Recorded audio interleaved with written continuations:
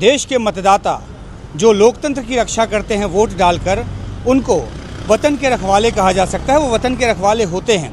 तो जब वतन के रखवालों को कवर करते करते पटना में भूख लगी तो हमने एक रेस्टोरेंट का रुख किया, और क्योंकि मैं खुद मटन का मतवाला हूँ तो इसलिए हम पहुँच गए चंपारण मीट के एक रेस्टोरेंट पे, एक होटल पे।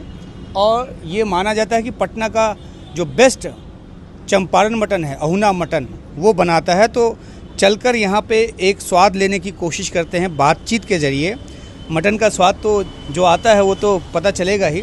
और यहाँ जो इनका जो नाम है बोर्ड पे लिखा है गोपाल कुशवाहा जी।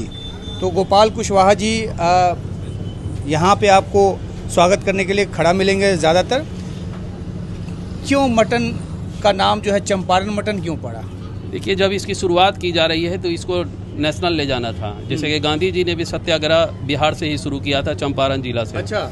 और दूसरी बात है, जब इसकी नामकरण की जो सोचा जा रहा था तो चंपारण में लोग मटन बहुत ज़्यादा खाते हैं। अच्छा। इस हिसाब से मैंने मैं तो मिथिला का हूँ, मैं भी मटन बहुत ज़्यादा खाता हूँ। हाँ, तो लेकिन दूसरी बात है कि चंपारण जिला को लोग पूरे विश्व जानते हैं, क्योंकि यहाँ से सत्याग्रह गांधी जी का मतलब कि जो आंदोलन हुआ था उसके बाद से। और हमें शुरू से ही ड्रीम था कि इसको नेशनल या इंटरनेशनल तक ले जाना है। तो कब से आपकी ये दुकान है यहाँ पे? ये 2014 में खुला था। अच्छा। और आज 2025 है। मैं लोगों को ट्रेनिंग भी देता हूँ यूट्यूब और फेसबुक के माध्यम से, जिससे कि लोग ओरिजिनल आप ही हैं जिन्होंने शुरू किया? 2014 में भारत सरकार से ट्रेडमार्क रजिस्टर्ड है सर। अच्छा। और ये हाँ, ट्रेडमार्क हम ही लिए हुए हैं। हाँ? और ट्रेडमार्क उसी को मिलता है जो शुरुआत करते हैं। अच्छा।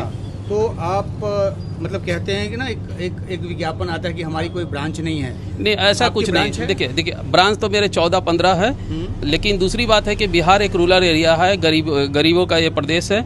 लेकिन हमने जब ये इस पे काम किया था और प्रधानमंत्री जी ने 2017 में एक ये दिया कि पकौड़ा तलने वाला भी अगर चाहे तो रोजगार को पैदा कर सकता है। तो मैंने उस दिशा में प्रधानमंत्री जी की बातों को सुनते हुए मैंने इस दिशा पे काम करना शुरू कर दिया कि मतलब लोगों को रोजगार कैसे मुहैया कराया जाए। तो मैंने यूट्यूब और व्हाट्सएप के माध्यम से लोगों को अपनी वीडियो बनाकर और लोगों को उस तरह का स्पाइसी मसाला तैयार करके लोगों को सिखाना शुरू किया। अच्छी प्रेरणा ली और आपने अपना रोजगार तो शुरू किया ही, बाकियों को भी रोजगार देने की कोशिश। हम तो पालन एक आप बात इस पे कि कैसे बनाते हैं, थोड़ा प्रोसेस क्यों यहाँ ये जो है ये क्या है, इसको क्या कहते हैं, कैसे इस पे कितनी देर तक इन हांडियों को रखते हैं? ये देखिए सर, मटन, कच्चा मटन होता है, प्याज होता है, लहसुन का पेस्ट होता है, लहसुन खरा होता है और अहुना हांडी मटन मसाला होता है। ये सबको मिक्सर बना करके और हांडी में मतलब कि डाल करके पैक कर दिया जाता है। उसके आटे की लोई से इसको सील कर दिया जाता है।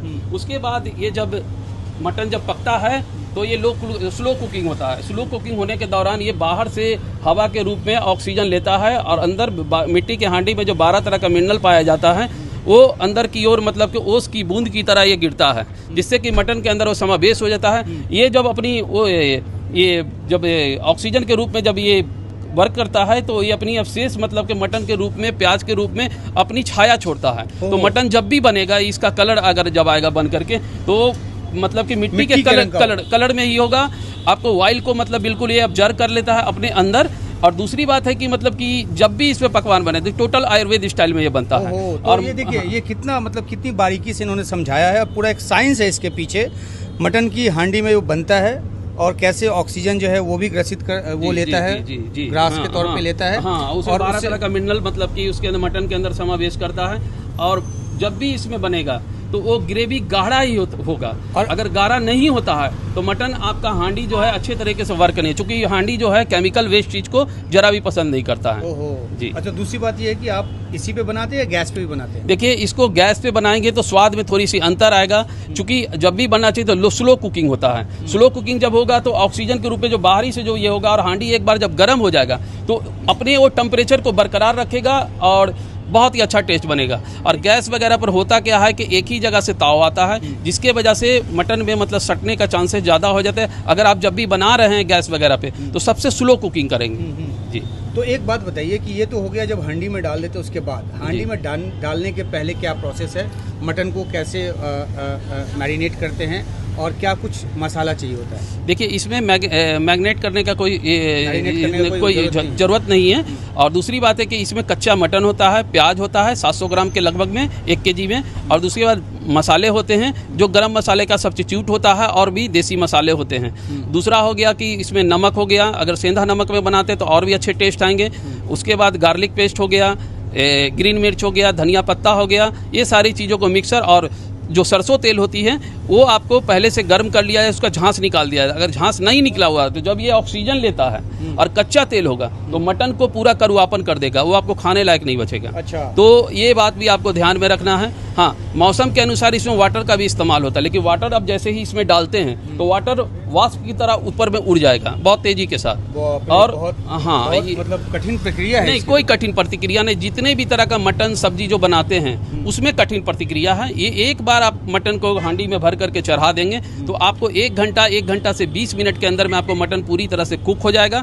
कुक होने के बाद आपको मटन को बाहर निकाल देना है और इसको छिद्र जो होता है इसको बंद कर देना है, और ये जब ठंडा हो जाए तब आप मटन निकालें, बिल्कुल मक्खन जैसा मटन। देखिए, बिल्कुल मक्खन जैसा मटन। और देखिए क्या प्रक्रिया इन्होंने बताई। और दूसरी बात ये है कि खाने का स्वाद तो है, वो तो आपको जब यहाँ आएंगे खाएंगे तभी पता चलेगा।